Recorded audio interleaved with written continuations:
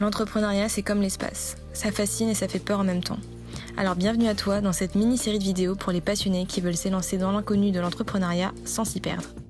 Hello toi, aujourd'hui on se retrouve pour la deuxième vidéo donc de cette mini-série de vidéos freelance solo 11. Je suis trop contente parce qu'aujourd'hui voilà, je veux vraiment te donner des conseils d'expérience vécue on va dire. Je voulais vraiment t'expliquer que quand j'ai commencé, j'ai fait vraiment un peu tout et n'importe quoi, et donc s'il y a des erreurs que tu as faites ou que tu vas faire sûrement peut-être, c'est normal.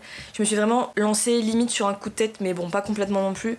Mais en fait vu que comme je t'ai expliqué dans la vidéo d'avant, j'étais en CDI, j'avais vraiment commencé YouTube, j'avais commencé la boutique Etsy aussi, et j'avais besoin, voilà, j'arrêtais pas de réfléchir à mon indépendance, à l'envie, j'avais envie de créer de liberté, puis en plus j'avais envie de faire des choses légalement aussi, puisque j'avais en fait une première commande de logo pour une cliente et je voulais faire ça légalement parce que il faut être déclaré si vous voulez faire ce genre de travail, même pour la boutique Etsy. Et en fait j'ai pas du tout préparé mon activité, mes offres, ma stratégie, mon choix de statut. Je me suis gourée, d'ailleurs je suis toujours en galère. J'espère que d'ici à ce que vous voyez cette vidéo j'aurai changé, parce que là je suis considérée comme artisan alors que je ne suis pas artisan, enfin bref.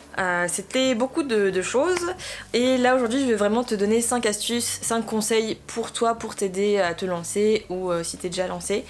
Je t'invite à les garder en tête avant de te lancer. Voilà, c'est vraiment 5 conseils juste pour toi. Donc première chose, se renseigner, parce que c'est une chose que j'ai faite après m'être lancée, ce qui n'est pas logique, mais se renseigner vraiment avant, regarder comment ça marche, ce que fait un petit peu la concurrence aussi, se renseigner auprès de personnes, analyser un petit peu le marché, le secteur dans lequel tu veux aller, comment ça fonctionne quand t'es en freelance, les déclarations, les machins, les bidules, le choix de statut, si tu veux être micro-entrepreneur, EIRL, SASU, je sais pas quoi, il y a 50 000 possibilités, mais renseigne-toi bien avant, lis des articles, demande conseil à des personnes autour de toi ou directement aux institutions concernées, à l'URSSAF ou je sais pas quoi, ou à la Chambre des métiers, bref, là où tu penses que c'est le plus intéressant.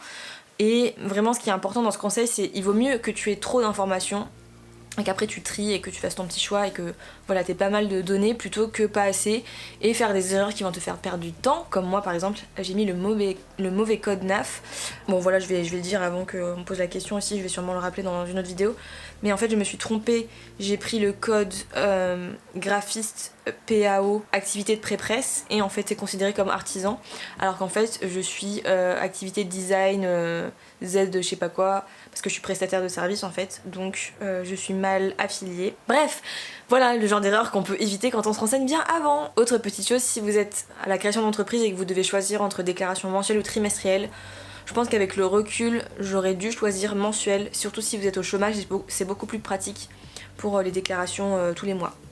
Bref, parenthèse fermée. Deuxième conseil, vraiment échanger et rencontrer des personnes in real life, que ce soit des personnes qui font le même métier que toi, donc dans le même domaine d'activité proche que toi. Voilà, si t'es graphiste comme moi, rencontre d'autres graphistes ou illustrateurs ou web designer ou designer en général. Si t'es dans la communication, d'autres personnes qui sont dans la communication, bon bref. Essaye de rencontrer des gens qui ont le même métier que toi ou celui que tu veux faire quand tu seras lancé, mais aussi des personnes qui sont juste en freelance ou qui sont un petit peu dans ce milieu de l'entrepreneuriat. C'est vraiment important de se faire un petit réseau, de rencontrer des gens, de pas être tout seul à ruminer, et n'hésite vraiment pas à aller vers ces personnes-là, à les contacter, leur demander gentiment, voilà, créer du lien quoi. Et si t'as des problématiques aussi, n'hésite pas à en parler autour de toi. En plus, avoir des personnes qui ont plus d'expérience dans le domaine dans lequel t'es ou en général, ça aide beaucoup à éviter des erreurs justement. Mais voilà, tu peux poser des questions, échanger sur tes projets, tes objectifs avec d'autres personnes, comparer. C'est hyper intéressant aussi de voir ce que les autres font, comment ils réfléchissent. Bon, le but c'est pas de copier évidemment, mais de se renseigner pour voir quel est cet univers entrepreneurial. Mais voilà, et puis ça permet aussi de faire des super belles rencontres. Moi je sais que j'ai des personnes maintenant que je pourrais considérer comme, enfin que je considère même comme des amis maintenant, alors qu'à la base je les connaissais parce qu'ils sont aussi en freelance, parce qu'ils faisaient le même métier, enfin bref, ce genre de choses. Petit conseil pour t'aider à faire cette démarche d'aller vers les gens, même si je sais que c'est pas facile. Moi au début je stressais, j'angoissais à l'idée d'aller à des événements, donc c'est aller à des événements, du coup c'est ça mon conseil. type after work, aller dans des espaces de coworking ou organiser des petits cafés coworking avec d'autres personnes bienveillantes avec qui tu as déjà discuté, aller dans des cafés, des ateliers. Petit exemple que je peux te donner, c'est nous avec, je pense que tu l'as déjà vu en vidéo, avec d'autres illustratrices et graphistes en freelance, on a créé un petit groupe Messenger et maintenant tous les mercredis après-midi, on va travailler ensemble dans un café pour discuter, travailler, mais aussi du coup manger, papoter, d'autres choses que du freelancing et que du travail on va dire. Je t'invite aussi, si t'as pas forcément envie de commencer directement à aller à des événements, rejoindre des groupes Facebook, il y en a beaucoup qui sont dans ces thèmes-là. Envoyer tout simplement un message Instagram ou LinkedIn à des personnes, créer des petits groupes, etc. ou même avec ta communauté, s'il y a d'autres personnes qui sont en freelance. Voilà, ça peut être aussi totalement en ligne. Je sais qu'il y a des espaces de coworking aussi en ligne, sur Discord, ce genre de choses. Donc voilà, je t'invite à tester ça pour créer du lien avec d'autres personnes. Troisième astuce, vraiment, il faut que tu aies un truc concret par rapport à tes objectifs et à ton plan d'action. J'avais fait une vidéo sur mon bullet journal que je te glisse ici, où vraiment j'écrivais mes objectifs, je te parlais de mes objectifs, parce que là peut-être que tout de suite tu vois pas l'intérêt de vraiment réfléchir à tout ça, tu vois même peut-être pas du tout de quoi je te parle, pourquoi réfléchir concrètement à ces objectifs, etc.